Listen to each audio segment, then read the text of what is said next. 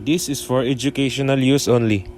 Our group is allowing our instructor, Mr. Roldan Ardines, to use this as an educational material.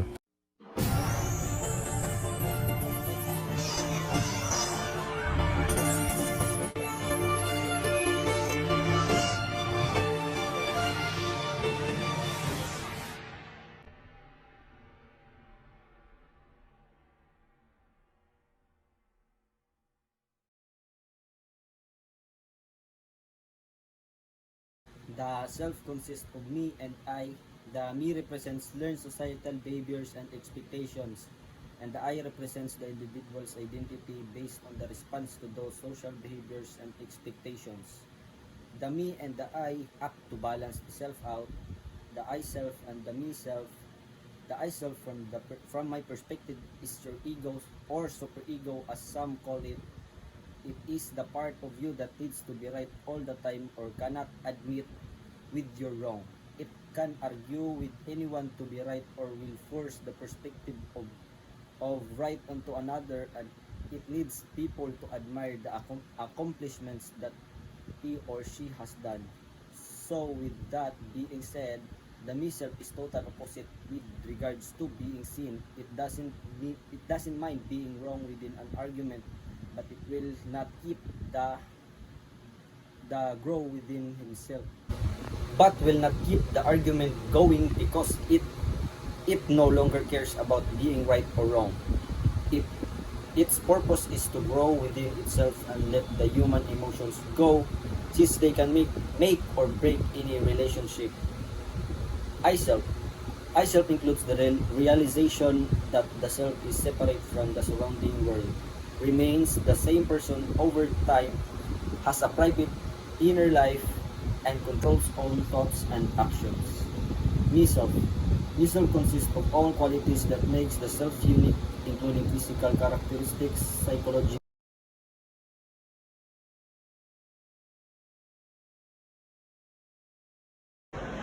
In this part, you will know the difference of global and different models. So let's start with the global. What is global? Global.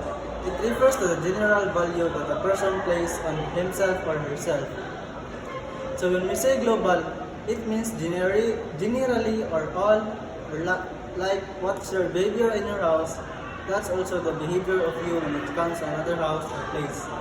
Example, if you are respectful in your house or home, you're also respectful in another place or another person. That's for the global. Let's proceed to the different models. What is different models? It refers to your ability to separate your own feelings and thoughts from others. It means the different models is different from the global because the global is general or nothing change, and these different models is you can apply this on your person that you want or that you love, or this on the person that you hate. And there are 10 differentiated models of self. First, consciousness. Second, self-multiple. Third, self-looking glass. Fourth, self as structure. 5. Self as flower. 6. Self as creative. 7. Self as union. 8. Self as identity. Self as unicorn. And the lastly, self as chameleon. So, 10 differentiated model of self. So first, self-consciousness. Second, self as creative. Third, self-multiple. Fourth, self as union. Fifth, self-looking glass. Sixth, self as identity. 7, self as unicorn. 8, self as structure. 9, self as chameleon. 10, self as flower. So first, we gotta talk about self-consciousness. So self-consciousness is a heightened sense of self-awareness. So second, self-multiple. So self-multiple is like someone's role is not to stop being her or him. So his, her responsibilities and sense of self-understanding. So third, self as looking glass. So other people serve as mirror in which we can see ourselves. We see ourselves through the eyes of other people, even to the extent or of incorporating their views of us into our own self-concept. So fourth, self-structure. So self-structure is the self as that which can be an object to itself, as essential social structure and arises in social experiment. So self as flower. So self as flower, the self in this view is like a flower, potentially growing into full bloom. So self as self-creative. So self as self-creative, the self in his view is not iceberg, nor passive reflection, nor a flower that may grow. It is what we make, but it's somewhat atomistic. So self as union. So self union, this model is initiated by the phrase hidden depth and reflects the motion that 1 minute really somehow just to go monastic presentation of the different selves acting in different roles and circumstances, which may be camouflaged and masked. So self-identity. Self-identity, our self-concept is our identity. It is a concept you develop about yourself that involves over the course of your life. So self as unicorn. Self as unicorn is a partly unknown, even unknowable, because it is below consciousness and in progress. So lastly, self as chameleon. So chameleon, because it is multiple, mutable, adaptable, and selective in presentation, these selves may be complementary, contradictory, or conflicted. So that's all for the 10.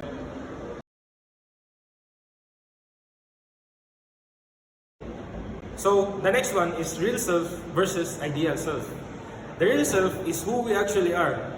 The real self is the actual self that reflects the true qualities, aptitudes, inclinations, and characteristics of the individual. It is intrinsically who they actually are. It is the way they think, feel, look, and behave. The real self can be seen by others, but because we have no way of truly knowing how others view us, the real self is our self-image. The next one is ideal self. It is how we want to be. It is an idealized image that we have developed over time.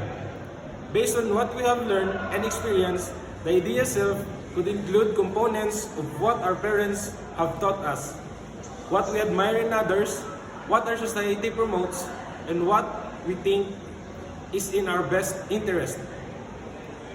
So, like I'm talking about, it's about yourself, is who you actually are, while your ideal self is the person you want to be.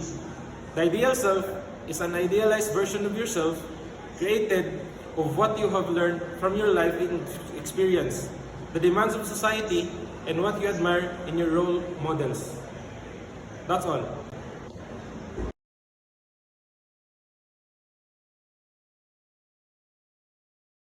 Multiple versus unified self.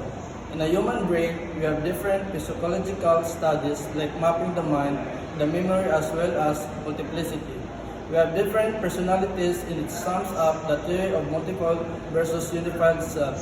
It makes us interrogate and evaluate our behaviors from different people, varying from situation to situations. Let's dig deeper towards the fundamental understanding about two. So when we say unified self, it especially tells and establishes the self we show to people with a higher trust when we are alone. In contrast to multiple selves, it sets forms of different identities due to a specific situation. And we say multiple, it consists mainly by different stratified classification major, minor, and micro with oneself. Major exemplifies our disposition, which includes our notions, abstractions, and intentions. That's all for multiple versus unified self.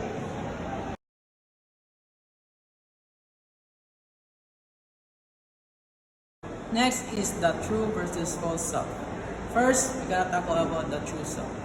True self refers to a sense of self based on authentic experience and the feeling of being truly alive or present.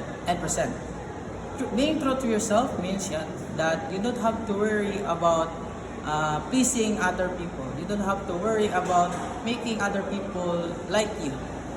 You live by your own standards and rules, and you don't care what other people think about you. You live as your natural self and without compromise. Being true to yourself means you are speaking your opinions in a healthy way, making decisions that aligns with your values and beliefs, and pursuing your dreams without the opinions of other people. You are listening to your inner voice that is leading you forward and allowing yourself to be very vulnerable and open-hearted. And lastly, setting boundaries and walking away from toxic situation. False self, on the other hand, is a side of us that has changed its behavior, repressed feelings, and pushed needs aside in order to survive around the people or around the environment.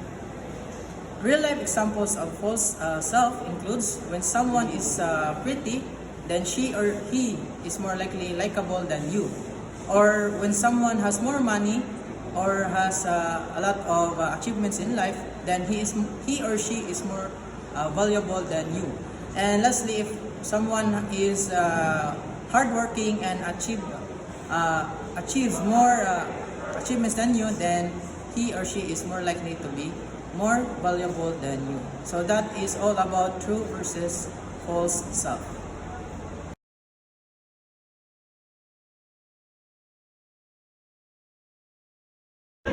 Today, I'm gonna talk about self as proactive and agentic. Proactive people are very organized and they project themselves into the future rather than focusing only on what's happening in front of them. There's some main characteristics of proactive people.